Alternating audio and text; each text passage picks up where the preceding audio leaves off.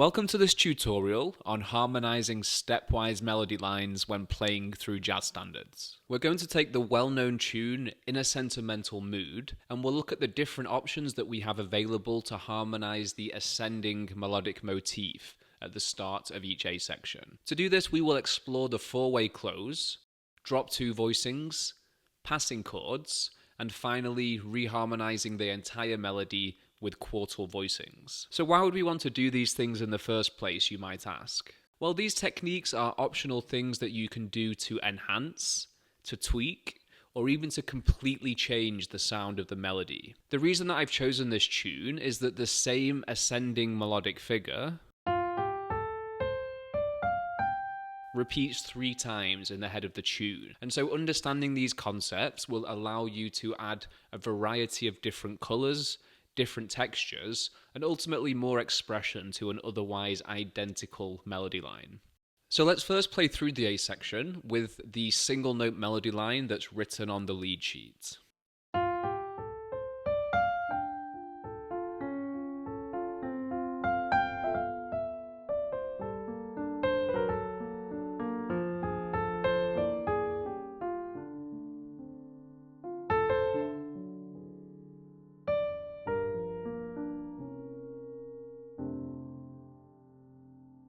The first thing we're going to do is apply the four-way close. And the four-way close is a method to harmonize a stepwise melody line with alternating 7th chords and rootless dominant flat 9 chords.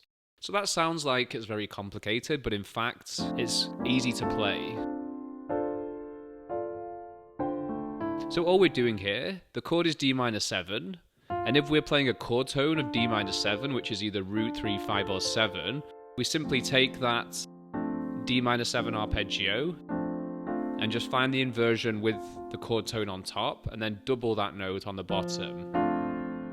So the next note is not a chord tone, that's the 11.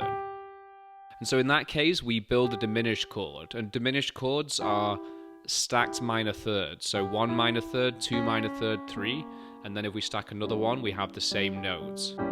So the first two would be, and then we have another chord tone, so again, it's just the D minor 7 arpeggio with this doubled at the top and the bottom, and then again, and then again, and again, and we're into the melody. We could also play that up here. So here's how it sounds. Notice I'm also flicking into the bottom note, which is quite characteristic of this style.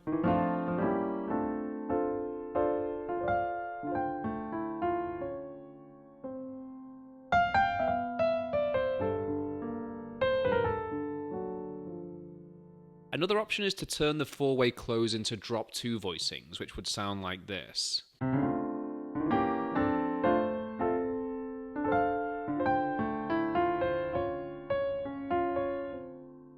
So to get those drop two voicings, we start in the same position, but instead of doubling the top and bottom note, we drop the second to top note down into our left hand. So that will be the drop two for D minor. And if you listen, this one has an older sound, and this one sounds more sophisticated, and that's because we have these different intervals all the way up. And so if we did the same with our second voicing, so we don't double the top and bottom note, instead we play this note in our left. And you can hear that we have a more interesting set of intervals. And if we repeat that all the way,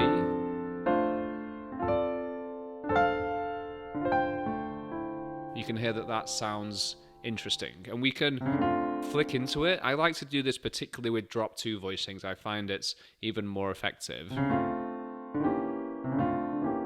And not on everything, but just on some.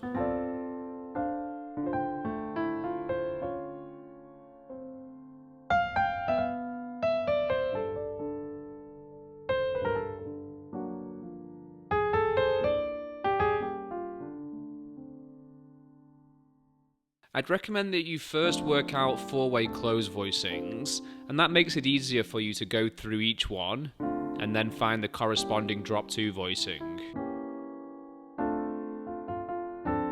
And this might take quite a lot of time to work out in the first place. And so just spend some time with it, and then you will find that you will be able to visualize, where these tones should be. The next thing I want to do is introduce a passing chord for the last note of the line. And the reason is that we're going to D minor, and the note before it is a chord tone, and so that means effectively we're playing a D minor going to D minor. And so one thing we could do is turn that into a dominant chord, which will take us to D minor. So the first thing we always have is the 5, so that would be an A7. In terms of A7, we'd have the sharp 5 in the melody, so we could play as an A7 with a flat 9 and a sharp 5, and that could sound like this.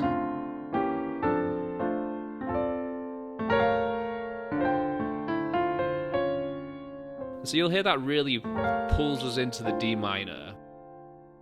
It feels like we're going somewhere.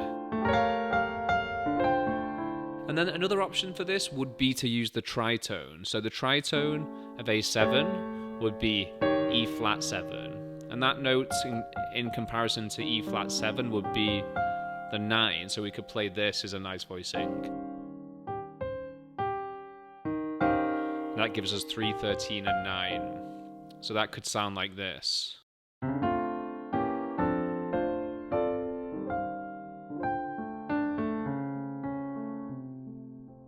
Finally, a more complex option is to reharmonize the whole passage. I like to do this with so what chords. The so what chord is a quartal voicing.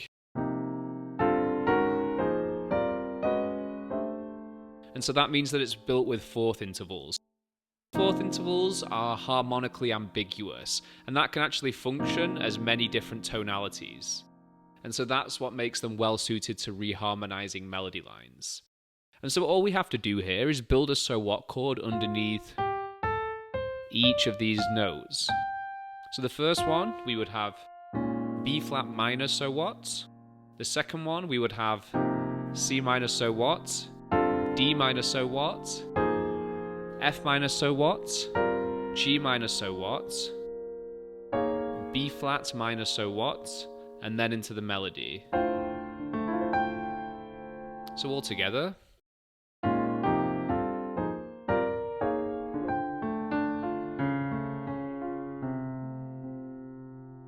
And now let's also add that chromatic passing chord. So that would be the E flat 13 going to D minor.